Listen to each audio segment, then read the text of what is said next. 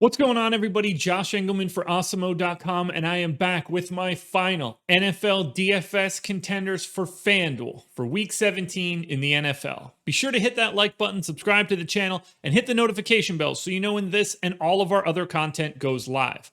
Follow me on Twitter, at Josh Engleman, so you can get updates to the sim results as we get closer to lock. Finally, let me know in the comments section who are your favorite options at quarterback, running back, wideout, and tight end for Week 17. We're starting at the tight end spot. Jared Cook, Hayden Hurst, Evan Ingram, Jonnu Smith, and Mike Gesicki round out the bottom of my top 10. Who will be the top 5 tight ends on FanDuel for Week 17? It's time to find out. Alrighty, first up, we're going to TJ Hockenson, 5,800, 10.3 fantasy point projection.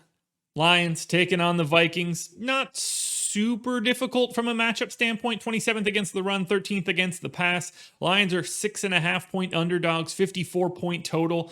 Pretty nice spot in terms of having to throw the ball.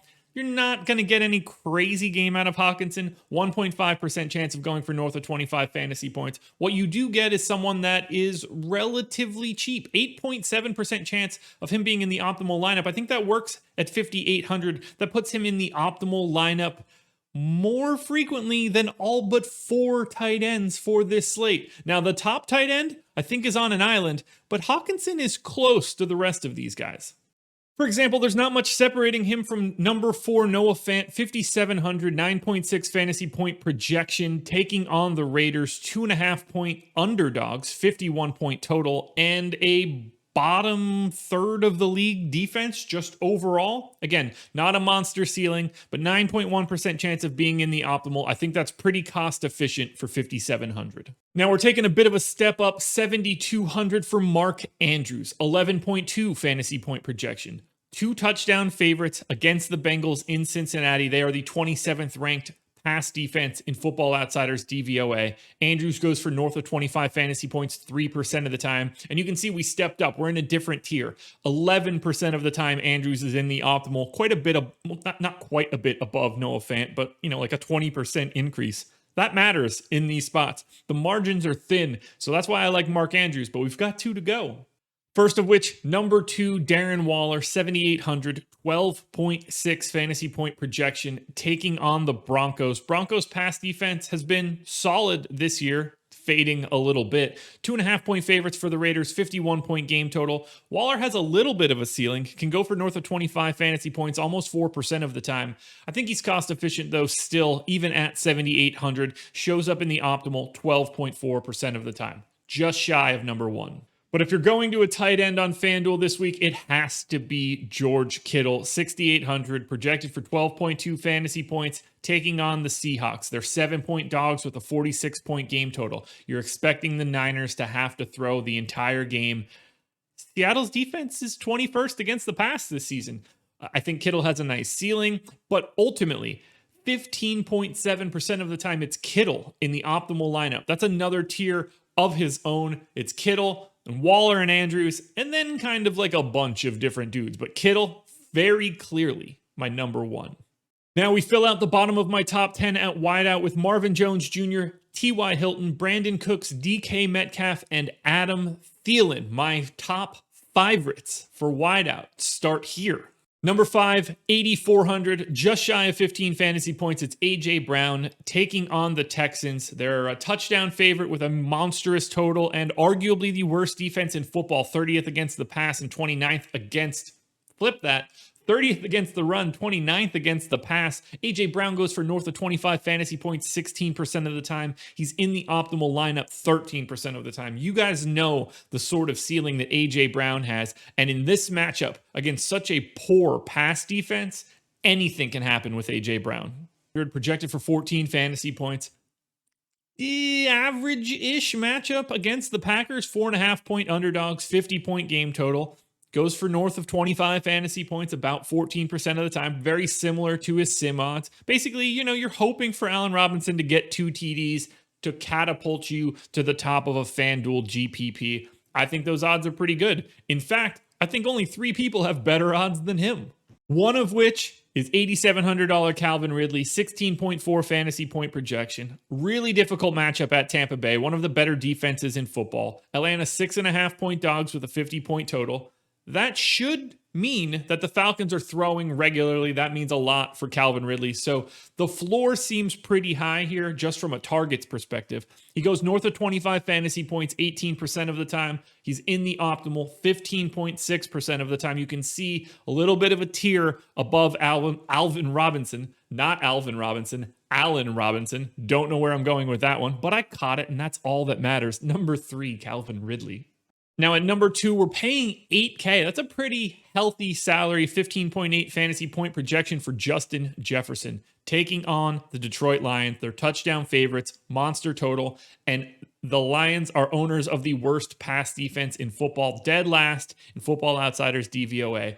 He goes for north of 25 fantasy points 17% of the time. He's in the optimal 16% of the time. And I think he is well worth the $8K salary. There's only one guy better, and it's not going to be all that surprising. But don't be afraid to go to Justin Jefferson. Don't be afraid to go to Adam Thielen. Maybe we'll talk about Kirk Cousins in a bit.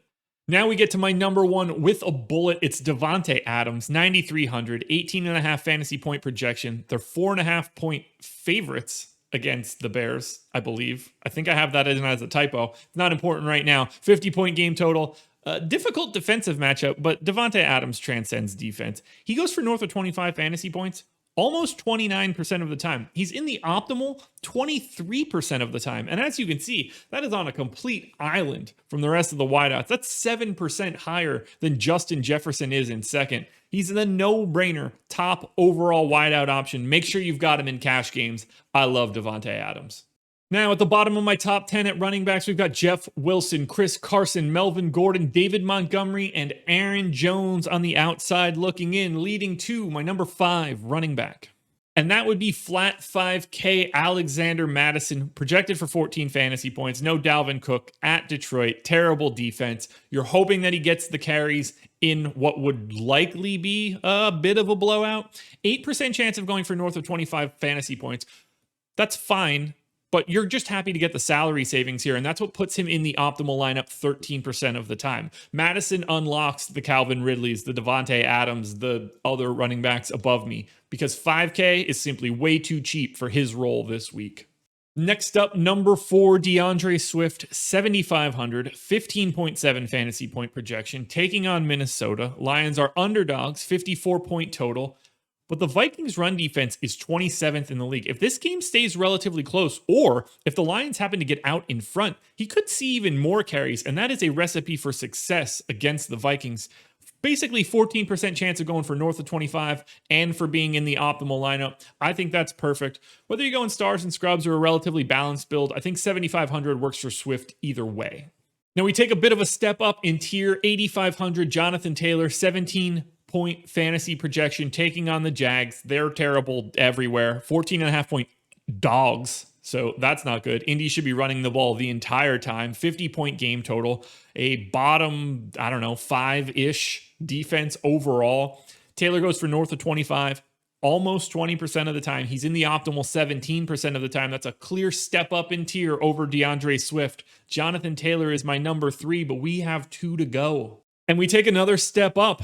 And he's going to be a great pairing with Alexander Mattison. It will be relatively popular. 10,200 for Derrick Henry, 20 fantasy point projection. A terrible Houston Texans defense. Titans, big favorites, touchdown favorites, 56-point game total. And a running back that goes for north of 25 fantasy points 30% of the time. Now, you're going to need most of that at 10,200. That's fine by me. 19% of the time he's in the optimal lineup. That's not enough to put him in the number 1 spot, but we had some value open up, and that's why that happens. Otherwise, Derrick Henry would have been number 1. But now, my number 1 running back is $5,500 Latavius Murray, 16.6 fantasy point projection. Murray should see the lion's share of the work in New Orleans now that Alvin Kamara is out due to COVID protocols. This game is in Carolina. They are 7-point favorites with a 47-point game total. Carolina, 21st against the run, 23rd against the pass. You're not worried about the matchup at all. 15% of the time he goes for north of 25, but 23% of the time he's in the optimal lineup. He's on an island by himself. Lat Murray is very clearly the #1 running back on this slate now that Kamara is out. Now, before we finish up with the quarterbacks, one last reminder, hit the like button, helps me out a ton. Subscribe to the channel, hit the notification bell, and follow me on Twitter at Josh Engleman so you can see the updates to these sim results as we get closer to lock. If you play on DraftKings, keep your eyes peeled, look around. There should be a link to the DraftKings version of this video. You don't want to miss it. If you're playing both sites, you get 2 videos. You can't beat it. Now, on to the quarterbacks. Not a ton of separation at the QB spot this week, but #1 is sort of on his own spot. Trubisky, Stafford, Carr, Rivers, Wilson round out the bottom of the top 10. Let's hit on the top 5, the favorites at quarterback, the final favorites at quarterback for the regular season in the NFL. First up is my #1 quarterback on DraftKings, 7,700, Kirk Cousins, 20.5 fantasy point projection, a Lions team that stinks both defending the run and defending the pass, and a 54-point game total. He should put up big numbers. He's very easy to stack with Jefferson and Thielen, but ultimately, quarterback matters only as much as the wide receivers. He shows up in the optimal about 6% of the time. That's good enough to be 5th. The #4 spot, I'm going to Tom Brady in the Tampa Bay Buccaneers, 8,400, 21 fantasy point projection. You're expecting them to sling it all over Atlanta. Falcons defense against the pass, middle of the pack. Slight favorites here, 6.5 point, maybe more than slight, 50-point game total. Tom's going for north of 25 fantasy points a lot, people, 35% of the time, but still, he's in the optimal about 6% of the time. He's difficult to stack because there are so many options. So make sure you're picking and choosing the right guys, whether that's Godwin or Evans or Antonio Brown, Gronk perhaps. Lots of different ways to get Brady. You got to hope for concentrated stats, though. Otherwise, get yourself some Tom Brady because he's going to roll Atlanta. Now we take our first big step up. #3, Deshaun Watson, 8,700, 21.5 fantasy point projection, taking on Tennessee, 56.5 point total. They're underdogs against the 30th ranked pass defense. They're going to throw it a ton. Watson's a threat on the ground. He goes for north of 25 fantasy points, 33% of the time. Yeah, that's 1/3 of the time we play this slate out. And that's a 7% chance of being in the optimal. We don't get a lot of tiers at quarterback, but we have one here. Now we're staying in the same game. #2, Ryan Tannehill, 8,200, similar projection to Watson. He gets to face this Houston defense that's 30th against the run, 29th against the pass. Tannehill certainly could pick up rushing touchdowns. They're 7.5 point favorites. The monstrous total goes for north of 25 fantasy points 31% of the time, and he's in the optimal 7.5% of the time. I love stacking up this game. I think there's going to be a ton of fantasy production, whether you're using Tannehill at the quarterback spot or Deshaun Watson. You have plenty of options coming from both teams to make an excellent game stack. Now it's time for #1, and he's a clear-cut #1. That would be 9K Lamar Jackson, 23.5 fantasy point projection at Cincinnati, a bottom 3rd defense, 2 touchdown favorites, and you're expecting Lamar to do it all on the ground. He goes for north of 25 fantasy points 44% of the time. That's not even close to anybody else on this slate. The sim odds at 11%, not even close to Tannehill in the #2 spot. Lamar Jackson on FanDuel, without a doubt, is the best FanDuel quarterback that you can roster this week. Alrighty, folks, that will do it. Those are my FanDuel DFS contenders for Week 17 in the NFL. Like, subscribe, follow me on Twitter. You guys know the drill. We'll be doing some playoff content throughout all of it. I'll do consolidated rankings for Saturday's slate and for Sunday's slate. We'll certainly have some showdown videos. But for now, this is the end of the NFL regular season. Good luck this Sunday. I'll talk to you again for the playoffs.